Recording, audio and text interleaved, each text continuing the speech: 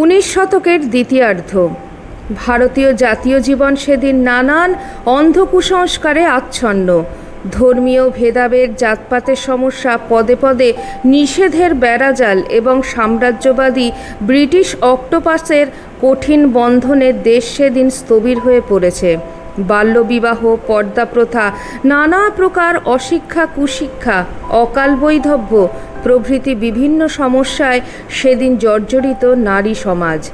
রান্নাঘর এবং আঁতুড়ঘরের বাইরে যে কোনো জগৎ আছে এ সম্পর্কে নারীদের কোনো ধারণাই ছিল না। পুরুষের চোখে তাঁরা ছিলেন বোঝা স্বরূপ এবং প্রজনন যন্ত্রমাত্র। রামমোহন রায়, ঈশ্বরচন্দ্র বিদ্যাসাগর, খ্রিস্টান মিশনারি সম্প্রদায় এবং বিভিন্ন নারী হিতৈষীদের কার্যকলাপ সেদিন দেশে জাগরণের সৃষ্টি করলেও প্রয়োজনের তুলনায় তা ছিল অকিঞ্চিৎকর। জাতীয় জীবনের এই পরিস্থিতিতে বাংলার এক নিভৃত পল্লীর বুকে 1853 খ্রিস্টাব্দে জন্মগ্রহণ করলেন শ্রী শ্রী মা সারদা দেবী। সাধারণ পল্লী বালিকাদের মতোই নিজ পরিজন বর্গের মধ্যেই তিনি বেড়ে ওঠেন। সে যুগের নিয়ম অনুসারে বিদ্যাশিক্ষার সুযোগ তিনি পাননি এবং বাল্যকালেই তাঁকে বিবাহ বন্ধনে আবদ্ধ হতে হয়।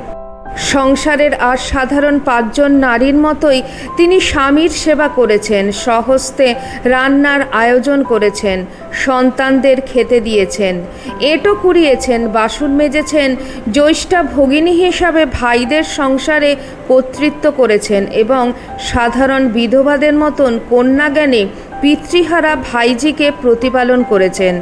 এ সবের মাধ্যমে ফুটে উঠেছে আদর্শ গৃহিণী ও মাতা হিসাবে শ্রী শ্রী মায়ের চিরন্তন রূপ।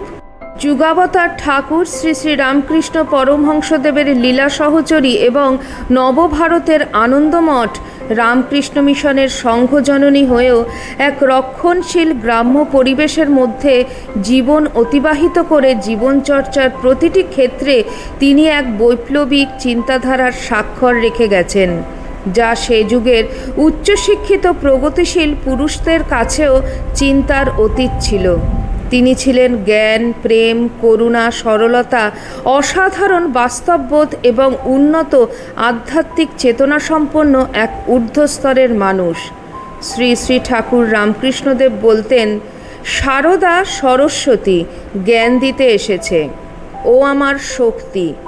ঠাকুর আবার এও বলেছেন, যে মা মন্দিরে আছেন তিনি এ শরীরে জন্ম দিয়েছেন এবং এখন নহবতে বাস করছেন, আর তিনি এখন আমার পদসেবা করছেন। ভক্তের দৃষ্টিতে তিনি দুর্গা, জগদম্বা, কালী, সরস্বতী এবং মা রূপে প্রতিভাত। স্বামীজির কাছে তিনি ছিলেন জ্যান্ত দুর্গা। মায়ের প্রতি স্বামীজির ভক্তি ছিল সীমাহীন। স্বামীজি একবার স্বামী যোগানন্দের কাছে আবেগ ভরে বলেন যে আমাদের মাতা ঠাকুরানী বিরাট আধ্যাত্মিক শক্তির ভাণ্ডার, যদিও আপাতভাবে গভীর সমুদ্রের মতন শান্ত। তাঁর আবির্ভাব ভারতবর্ষের ইতিহাসে নবযুগের সূচনা করেছে। যে আদর্শকে তিনি জীবনে উপলব্ধি করেছেন, যার প্রকাশ তিনি করেছেন, তা কেবল ভারতীয় নারীদেরই মুক্তি দেবে না, পরন্তু সমগ্র পৃথিবীর নারীদের মন ও হৃদয়ে প্রবেশ করে তাদের প্রভাবিত করবে। মাতৃদর্শনে যাওয়া স্বামীজির কাছে ছিল তীর্থযাত্রার সামিল। এজন্য বহু আগে থেকেই তিনি প্রস্তুতি নিতেন। পবিত্রতা স্বরূপিণী শ্রী শ্রী মায়ের কাছে যাওয়ার আগে স্বামীজি বারংবার গঙ্গা জলে আচমন করতেন এবং নিজ দেহে গঙ্গাবাড়ি সিঞ্চন করে নিজেকে পবিত্র করার চেষ্টা করতেন। স্বামী প্রেমানন্দ মহারাজ বলেছেন যে একবার স্বামীজি মাতৃদর্শনে যাবেন। স্বামীজি ভোরে উঠে গঙ্গা স্নানে গেলেন এবং পরপর ডুব দিতে লাগলেন, যেন পবিত্রতা আর আনতে পারছেন না। শেষে যদিও বা গঙ্গা থেকে উঠলেন, সেবককে বলতে লাগলেন, ওরে আমার গায়ে গঙ্গা জলের ছিটে দে, গঙ্গা জলের ছিটে দে। তারপর কোনো ক্রমে মায়ের দরজা পর্যন্ত গিয়ে আর চলতে পারলেন না, ভাবে বিহ্বল হয়ে পড়ে গেলেন। মা এসে স্বামীজিকে তাড়াতাড়ি তুলে ধরলেন। আরেক দিনকার কথা, স্বামী তুরীয়ানন্দ মহারাজজির সঙ্গে মঠ থেকে নৌকো করে স্বামীজি মাতৃদর্শনে চলেছেন। স্বামীজি বারবার গঙ্গার ঘোলা জল খাচ্ছেন। স্বামী তুরীয়ানন্দ মহারাজজি স্বামীজিকে বললেন যে কেন তিনি বারবার ঘোলা জল খাচ্ছেন, এতে তো সর্দি কাশি হবে। স্বামীজি উত্তর দিলেন, না ভাই, ভয় করে। আমাদের তো মন মার কাছে যাচ্ছি ভয় করে। পূজার আসনে বসার আগে সাধক দেহ মন শুদ্ধ করে, এও ঠিক তাই। মাতৃদর্শন স্বামীজির কাছে তীর্থ পরিক্রমা। শ্রী শ্রী মায়ের চরণে প্রণাম, সেখানেও স্বামীজির অভিনবত্ব। স্বামীজি মাকে সাষ্টাঙ্গে প্রণাম করতেন, মায়ের পাদ স্পর্শ করতেন না এবং অন্যদেরও এভাবে প্রণাম করতে বলতেন। এই নির্দেশ কেন? স্বামীজি বলতেন, উনি এতই কৃপাময়ী, কোমল প্রাণা, স্নেহাতুরা যে কেউ মায়ের পাদস্পর্শ করলে উনি তৎক্ষণাৎ তাঁর জ্বালা যন্ত্রণাকে টেনে নেবেন নিজের মধ্যে। তার ফলে অপরের জন্য মাকে নিঃশব্দে ভুগতে হয়। স্বামী বিজ্ঞানানন্দজি মহারাজ মায়ের কাছে বেশি যেতেন না। স্বামীজির নির্দেশে তিনি মাকে প্রণাম করতে গেলেন এবং কোনো ক্রমে ঢিপ করে প্রণাম করে উঠতেই পেছন থেকে স্বামীজির গম্ভীর কণ্ঠস্বর। তিনি বললেন, মাকে এইভাবে প্রণাম করতে হয়? সাষ্টাঙ্গ হয়ে প্রণাম করো, মা যে সাক্ষাৎ জগদম্বা। স্বামীজি মাকে সাষ্টাঙ্গে প্রণাম করলেন। স্বামী বিজ্ঞানানন্দজি মহারাজ লিখেছেন, শ্রী মাকে কিভাবে প্রণাম করতে হয় স্বামীজি তা আমাকে শিখিয়েছিলেন, বুঝিয়েছিলেন মায়ের স্বরূপ কি তাও। ওই জ্যান্ত দুর্গাকে কেন্দ্র করে তাঁর প্রত্যক্ষ উৎসাহ ও অনুপ্রেরণায় স্বামী বিবেকানন্দের মতন তেজোদ্দীপ্ত সন্ন্যাসী মেতেছিলেন মানব হিতৈষী এবং মানব মুক্তির মহত্তর ব্রতে। শ্রী শ্রী ঠাকুর রামকৃষ্ণ পরমহংসদেবের মানসপুত্র স্বামী ব্রহ্মানন্দ মহারাজ মায়ের সান্নিধ্যে এসে ভাবে কাঁপতেন। স্বামী নির্বাণানন্দজি মহারাজ লিখেছেন, কাশীতে বাগবাজারে এবং বেলুর মঠে মহারাজ শ্রী শ্রী মাকে প্রণাম করছেন, এই দৃশ্য দেখার সৌভাগ্য আমার বহুবার হয়েছে। দেখতাম মহারাজ মায়ের সামনে গেলে কেমন যেন হয়ে যেতেন, ভাবে বিহ্বল, স্থির হয়ে দাঁড়াতে পারতেন না, পা টলত, শরীর থরথর করে কাঁপত। কোনো রকমে প্রণাম করেই উঠে আসতেন। অনেক সময় কাশীতে এবং মায়ের বাড়িতে প্রণাম করার জন্য ওপরে উঠতেই পারতেন না, নিচে থেকেই দাঁড়িয়ে যুক্তকর মাথায় তুলে মায়ের উদ্দেশ্যে প্রণাম জানাতেন। বাবুরাম মহারাজ, মহাপুরুষ মহারাজ প্রমুখকেও মাকে প্রণাম করতে দেখেছি। তাঁদেরও প্রায় ওই রকমই অবস্থা, তবে অতটা নয়। স্বামী প্রেমেশানন্দজি মহারাজ লিখছেন যে স্বামী ব্রহ্মানন্দ মাকে প্রণাম করতে গিয়ে তার কাছে বেশিক্ষণ থাকতে পারতেন না। তিনি কাঁপতে কাঁপতে কোনো রকমে প্রণাম করেই আবার কাঁপতে কাঁপতে চলে আসতেন। মহারাজ বোধহয় দেখতে পেতেন যে মা অল ইনক্লুসিভ, মায়ের উদরেই বিশ্ব ব্রহ্মাণ্ড, তাই বোধহয় তাঁর অমন হতো। আমরা তো এসব কিছুই বুঝতে পারতাম না। স্বামী বিজয়ানন্দজি মহারাজ অর্থাৎ পশুপতি মহারাজ মাতা পুত্রের অপার্থিব সম্পর্কের একটি বিবরণ দিয়েছেন। তিনি একই সঙ্গে একদিনে শ্রী শ্রী মা এবং স্বামী ব্রহ্মানন্দ মহারাজজিকে দর্শন করেন। স্বামী ব্রহ্মানন্দ মহারাজজি ভুবনেশ্বর যাবেন। পশুপতি মহারাজ স্বামী ব্রহ্মানন্দজিকে দর্শন করার জন্য হাওড়া স্টেশনে নির্দিষ্ট প্ল্যাটফর্মে অপেক্ষা করছেন। পশুপতি মহারাজ বলছেন, নির্দিষ্ট সময়ে স্বামী ব্রহ্মানন্দ মহারাজ এলেন, কিন্তু তিনি প্ল্যাটফর্মে ঢুকে তার ট্রেনে না উঠে পাশের প্ল্যাটফর্মে যে ট্রেনটি দাঁড়িয়েছিল সেই দিকে হাতজোড় করে হাঁটতে আরম্ভ করলেন। দেখলাম মহারাজ একটি কামরার সামনে গিয়ে প্ল্যাটফর্মের ওপর সোজা সাষ্টাঙ্গে প্রণাম করলেন। প্ল্যাটফর্মের ওপরে ধুলো, ময়লা, কত কি নোংরা পড়ে আছে আর কত লোক যাওয়া আসা করছে, কিন্তু মহারাজ কোনো কিছুতে ভ্রুক্ষেপ না করে ওইভাবে সাষ্টাঙ্গ প্রণাম করে ওই কামরাটিতে উঠে একজন মহিলার সামনে গিয়ে দাঁড়ালেন। শুনলাম তিনি শ্রী শ্রী মা। তিনি যাচ্ছেন জয়রামবাটি। তার গাড়ি এবং মহারাজের গাড়ি প্রায় একই সময়ে। শ্রী শ্রী মাকেও আমার সেই প্রথম দর্শন। মায়ের গাড়ি ছাড়ার সময় হলো। মহারাজকে দেখলাম কেমন ভাবস্থ হয়ে হাত জোর করে মায়ের সামনে থেকে পেছনে হেঁটে ধীরে ধীরে কামরা থেকে নেমে গেলেন। প্ল্যাটফর্মের ওপর মায়ের উদ্দেশ্যে আবার আগের মতন সাষ্টাঙ্গে প্রণাম করলেন। তারপর উঠে যুক্ত করে দাঁড়িয়ে রইলেন যতক্ষণ না মায়ের গাড়ি প্ল্যাটফর্ম ছেড়ে চলে গেল। স্বামী ব্রহ্মানন্দ মহারাজের কাছে মা ছিলেন সাক্ষাৎ জগদম্বা, নরদেহে স্বয়ং ভগবতী। স্বামী শিবানন্দজি মহারাজের মতে মা সাধারণ মানবী নন, সাধিকাও নন বা সিদ্ধাও নন, সেই নিত্য সিদ্ধা, সেই আদ্যাশক্তির এক প্রকাশ। যেমন কালী, তারা, ষোড়শী, ভুবনেশ্বরী ইত্যাদি তেমনি স্বামী অখণ্ডানন্দজি মহারাজের কাছে মা হলেন স্বয়ং অন্নপূর্ণা, বিশ্বেশ্বরী, জগদ্ধাত্রী, বৈকুণ্ঠের মা লক্ষ্মী। স্বামী অভেদানন্দজির দৃষ্টিতে মা ছিলেন সরস্বতী জ্ঞানদায়িনী, আবার মুক্তিদাত্রী, মহামায়া। স্বামী প্রেমানন্দ মহারাজ মায়ের স্বরূপ বর্ণনা করে এক ভক্তকে বলছেন, তোমরা তো দেখে এলে রাজরাজেশ্বরী সাত করে কাঙালিনী সেজে ঘর নিকুচ্ছেন, বাসন মাজছেন, চাল ঝাড়ছেন, এমনকি ভক্ত ছেলেদের এঁটো পর্যন্ত পরিষ্কার করছেন। জয়রামবাটিতে থেকে অত করছেন গৃহীদের গার্হস্থ্য ধর্ম শেখাবার জন্য। অসীম ধৈর্য, অপরিসীম করুণা, সর্বোপরি অভিমান রহিতা। বিশ্বাস করো চাই নাই করো, শ্রী শ্রী মা মানুষ দেহধারিণী হলেও তার অপ্রাকৃত ভাগবতী তনু, জীবের কল্যাণের জন্য মনুষ্যবধ লীলা করছেন। শ্রী শ্রী মাকে কে বুঝেছে, কে বুঝতে পারে?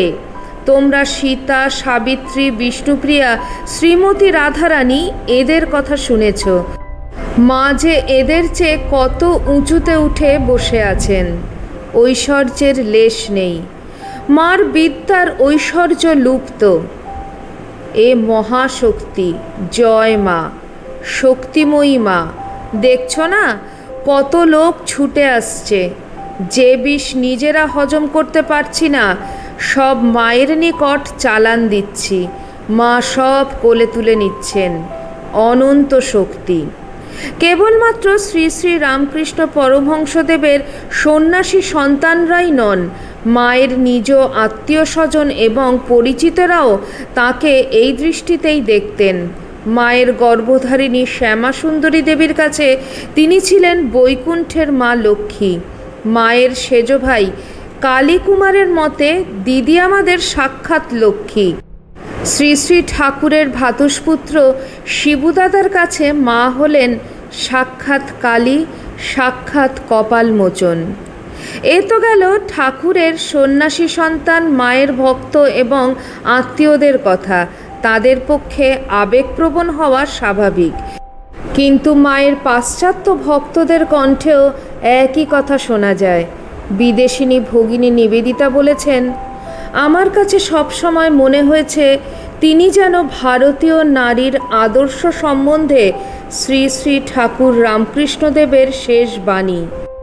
কিন্তু তিনি কি একটি পুরনো আদর্শের শেষ প্রতিনিধি, না নতুন কোনো আদর্শের অগ্রদূত? তার মধ্যে আমরা খুঁজে পাব সেই জ্ঞান ও মাধুর্য, যা সাধারণতম নারীরও অনায়াসলভ্য।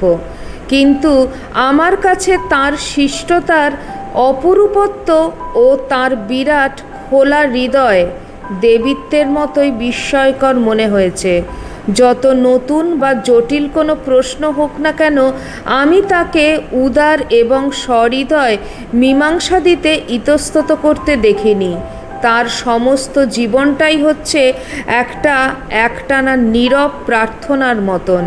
তার জীবনের সব অভিজ্ঞতাই হচ্ছে ঐশ্বরিক রাজ্য নিয়ে, দিব্য সমাজ নিয়ে। তবুও তিনি লৌকিক পরিস্থিতির সঙ্গে সামঞ্জস্য রক্ষা করে চলতে সমর্থ।